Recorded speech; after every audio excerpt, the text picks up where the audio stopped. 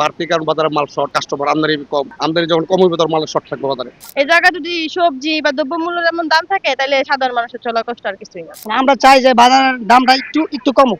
গত একদিনের ব্যবধানে নিত্য প্রয়োজনীয় বিভিন্ন পণ্যের দাম কেজি প্রতি 5 থেকে 20 টাকা পর্যন্ত বেড়েছে। রাজধানীর বিমানবন্দর, উত্তরা ও টঙ্গী এলাকার বিভিন্ন খুচরা বাজার ঘুরে এমন চিত্রই দেখা গেছে। বিক্রেতারা জানান, আমদানি কমে যাওয়ায় বাজারে সরবরাহে প্রভাব পড়েছে। এর ফলে বেশ কয়েকটি নিত্য প্রয়োজনীয় পণ্যের দাম বেড়েছে। তারা মনে করছেন, নিয়মিত ও পর্যাপ্ত আমদানি নিশ্চিত করা গেলে বাজার দর কিছুটা স্বাভাবিক অবস্থায় ফিরে আসতে পারে। 50-60 টাকা বিক্রি করতে, টমেটো 120 টাকা, পটল 40 টাকা, পটল বেশি 30, আছে 40, কারকল 60 টাকা কেজি, সরি 60 টাকা বিক্রি করতে। কালকে কেজি ঠিক আছে মোটামুটি বাজারে। দুন্দুলের দাম কালকে থেকে 5 টাকা বাড়ছে, কালকে বেশি 30 আছে 40, করলা কালকে হচ্ছে 40, আজকে বেশি 50, 5 টাকা 7 টাকা কেজি বাড়তি বাজারে। ভেন্ডি কেজিতে 5-7 টাকা বাড়তি, কালকে 40, আজকে 50 বাড়তি কারণ বাজারে মাল শর্ট, কাস্টমার আমদানি কম, আমদানি যখন কম হবে তখন মালের শর্ট থাকবে বাজারে। অন্যদিকে হঠাৎ মূল্য বৃদ্ধিতে উদ্বেগ প্রকাশ করেছেন ক্রেতারা। তাদের দাবি, দ্রব্যমূল্যের এই ঊর্ধ্বগতি সাধারণ মানুষের জীবনযাত্রাকে আরো কঠিন করে তুলেছে। বাজারে আসা এক ক্রেতা বলেন,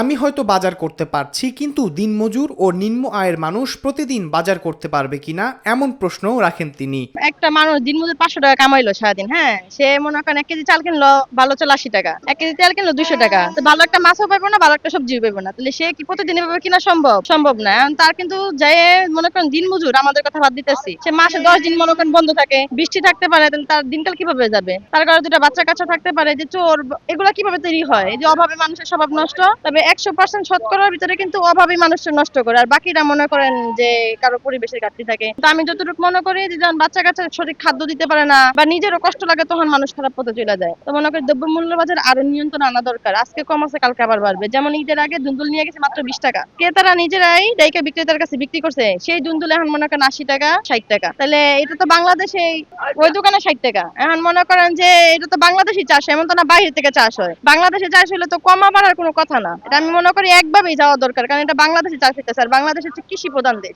এই জায়গায় যদি সবজি বা দ্রব্যমূল্যের এমন দাম থাকে তাহলে সাধারণ মানুষের চলা কষ্ট আর কিছুই না। নিত্য পণ্যের ঊর্ধ্বগতিতে দিশেহারা সাধারণ মানুষ। চাল, ডাল, তেল, সবজি সহ প্রায় সব ধরনের পণ্যের দাম বেড়েছে। অনেকে ভাবছেন কম খরচে ডিম দিয়ে খাবার সারবেন, কিন্তু সেটিও এখন কঠিন হয়ে পড়েছে।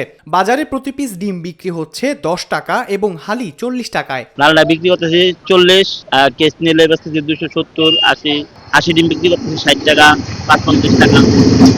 হ্যাঁ, এখন বর্তমানে একটু বাড়তেছে, আজকেও বাড়ছে, আগামী কালও বাড়ছে। এই বাড়ার কারণটা কি আমরা বলতে পারি না, তো খুচরা বিক্রি করি। অন্যদিকে বিকল্প হিসেবে শুটকি কেনার কথা ভাবলেও নাগালের বাইরে চলে যাচ্ছে দাম। ব্যবসায়ীদের তথ্য অনুযায়ী গত মাসের তুলনায় বিভিন্ন ধরনের শুটকির দাম কেজি প্রতি বেড়েছে 200 থেকে 300 টাকা পর্যন্ত। ওই লইট্টা শুটকির দাম বাড়ছে, মলা শুটকির দাম বাড়ছে, এই 2টা শুটকি, আবার সুরি শুটকি, এই কয়েকটা শুটকি ওয়াসাবির হারে দাম বাড়ছে 200-300 টাকা কেজিতে পারে গেছে। এই মাস 3 যাবত এটার দাম একটু বেশি বাড়ছে। আগে ওই মাস 3 মাস যাবত এটার দাম প্রতি কেজিতে 200 টাকা, 150 টাকা, 300 টাকা এরকম বাড়ছে। আর অন্যান্য মাল স্বাভাবিকভাবেই আছে। বাজারে আসা আরেক ক্রেতা আরো বলেন, অর্থনৈতিক চাপে অনেক পরিবার তাদের সন্তানদের ঠিকমতো খাবার দিতেও হিমশিম খাচ্ছে। বাজার পরিস্থিতির উন্নতি না হলে নিম্ন ও মধ্যম আয়ের মানুষের জীবন আরো দুর্বিষহ হয়ে উঠবে। একটু তাও মানুষ কি করবে? মানুষ তো এখন যারা মধ্যবিত্ত, এদের বেশি কষ্ট হয়, এদের চলতে কষ্ট হয় না। এরা তো এই বেতন দিয়ে ঘর ভাড়া, কারেন্ট বিল, খাওয়ান দাওয়ান সব এটার মধ্যে চলতে হয়। ঠিক আছে, চলতে কষ্টই হয় এখনকার বর্তমান বাজার।